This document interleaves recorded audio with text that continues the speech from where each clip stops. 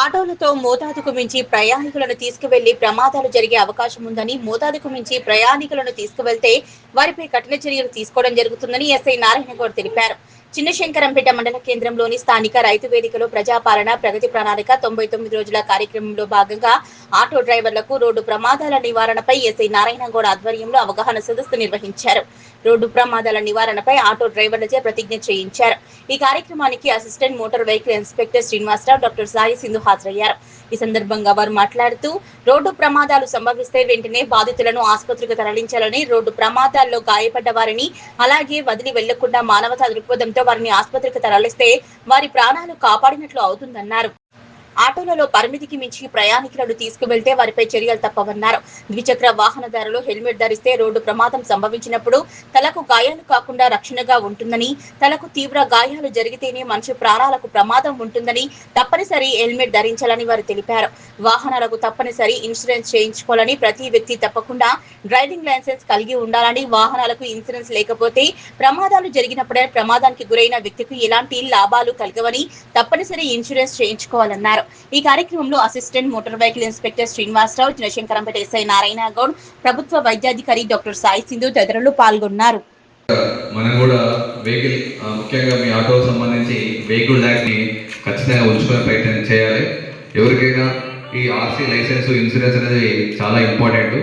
So licence సంబంధించి ఎంతమంది లేవు అనేది మనం ఫైండ్ అవుట్ చేస్తే సార్తో మాట్లాడితే ప్రాసెస్ ఏంటిది, సో బ్రోకర్ ఏదో లేకుండా డైరెక్ట్ చేసుకోవడం కోసం ఏం చేద్దామనేది సార్తో డిస్కస్ చేద్దాం. ఒకసారి మనం ఎంతమంది అయితే ఒకసారి కౌంట్ చేసుకుంటే ఆటోలు ఉన్న వాళ్ళకు ఎవరెవరికి లైసెన్స్ లేవో చేస్తే దాని ప్రాసెస్ మనకి ఇబ్బంది కాకుండా చేపించే ప్రయత్నం చేద్దాం. అదేవిధంగా ప్రతి ఒక్కరూ ఇన్సూరెన్స్ సార్ చెప్పినట్టు ఇన్సూరెన్స్ అనేది మస్ట్ అండ్ షుడ్ ఎల్లో ప్లేట్లకి చాలా అవసరం. మనం అనుకుంటాం దానివల్ల ఏందని, కానీ ఏమన్నా యాక్సిడెంట్ జరిగితే మనకున్న పుస్తకం అమ్మినా కూడా నష్టపరిహారాన్ని చెల్లించలేము. ఎంత చెల్లించినా కూడా వాళ్ళ కుటుంబానికి అది సరిపోదు. ఇన్సూరెన్స్ ఉంటే కనీసం వాళ్ళ కుటుంబం అన్న ఈవెన్ మనకన్నా ఉపయోగపడుతుంది. మన కుటుంబం కోసమైనా అది కట్టుకోవాలి. కాబట్టి ఖచ్చితంగా వెహికల్ ఇన్సూరెన్స్ ఖచ్చితంగా పెట్టుకోండి. సో అందరూ రోడ్డు నియమాలను పాటిస్తారని ఆశిస్తున్నా.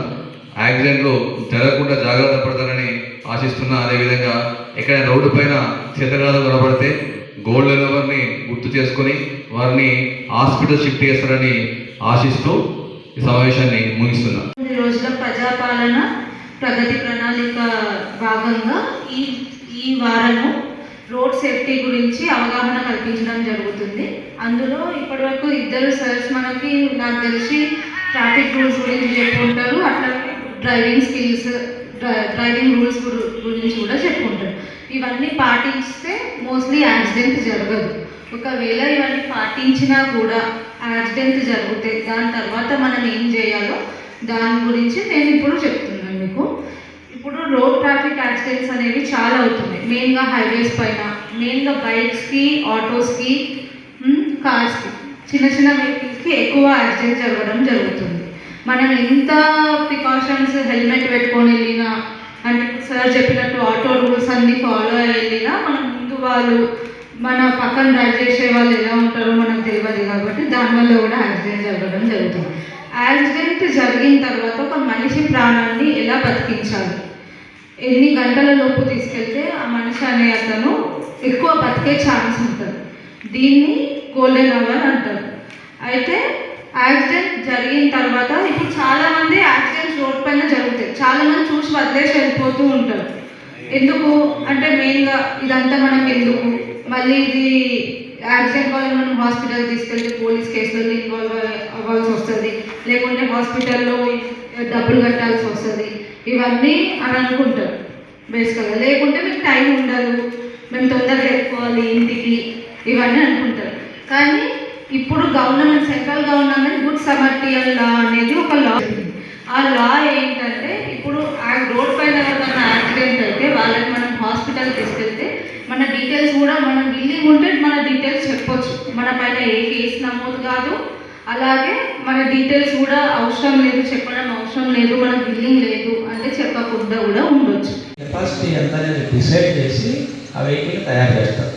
అది దాని కెపాసిటీ, ఆ ఇంజన్ ఉన్నది ఇంత, దాన్ని నలుగురు మోసే కెపాసిటీ మాత్రమే ఉంది.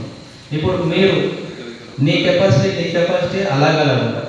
మనం తినడంలో కానీ మనం పని చేయడంలో కానీ ఏదైనా మరి అలాంటప్పుడు నువ్వు ఒక 25 కిలోల బ్యాగ్ని ఇక్కడి నుంచి ఒక 100 మీటర్లు ఈజీగా మోసగలుగుకోవాలనేది నీ కెపాసిటీ.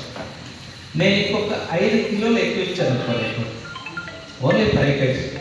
ఆ 100 మీటర్లు కూడా పోవు, 50 మీటర్లు వేసరికి నీకు మొత్తం కారిపోతూ ఉంటుంది, అడుగు తీసి అడిగేయడానికి కూడా ఇబ్బంది పడుతుంది. సేమ్ ఇంజన్ కూడా అదే పరిస్థితి కదా. ఇప్పుడు ఇంజన్ వెహికల్ అంటే ఏముంటుంది, ఇప్పుడు మనం ఏ విధంగా అయితే నీళ్ళు తాగుతామో దానికి కూలింగ్ కావాలి. ఇప్పుడు మీ లగ్గేజ్ ఏంటంటే మీ ఆటోలన్నీ ఎయిర్ కూల్తో నడుస్తుంటాయి, వాటర్ పోయారు. అదే కార్లకి ట్రక్కులు చూసారా, రేడియేటర్ ఉంటుంది, రేడియేటర్లో వాటర్ పోస్తాం. అవి కెపాసిటీ మించి గుంజితే ఏమవుతుంది, లారీలు కూడా చూసుకుంటారు మీరు, కెపాసిటీ లోడ్ ఓవర్ కూడా వేస్తే ఏమవుతుంది, మొత్తం వాటర్ అంతా హీట్ అయిపోయి బయటకు వస్తూ ఉంటాయి రేడియేటర్లో నుంచి. ఇప్పుడు మీవి ఎయిర్ కూల్డ్ ఇంజన్స్. ఇప్పుడు ఈ ఎండాకాలం ఎంత టెంపరేచర్ ఉంది బయట, మరి దానికి కావాల్సినంత టెంపరేచర్ ఎక్కడి నుంచి వస్తుంది? మీరు ఎక్కువ మంది ఎక్కిస్తే అల్టిమేట్గా మీరు రేట్ చేస్తుంటే అంత ఫ్యూయల్ దాంట్లో బర్న్ అవుతున్నట్టే. మీరు 4 తీసుకుపోయినప్పుడు ఖర్చు అయ్యేటువంటి ఇంధనం కంటే మీరు 10 మందిని ఎక్కించినప్పుడు ఇంకా ఎక్కువ కాదు. మీరు